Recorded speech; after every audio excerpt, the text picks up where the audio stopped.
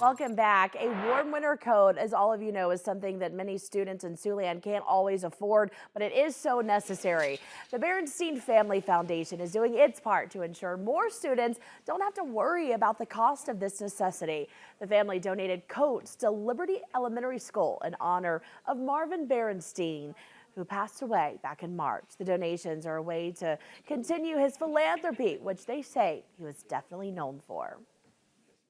Part of the reason I thought it was important that we do that is our dad, who cared so much about kids and helping kids and making sure kids had what they needed, passed away in March. And so I thought it was important that we really be directly involved with the giveaway. And the giveaway, they did succeed. More than 30 coats were donated for those children.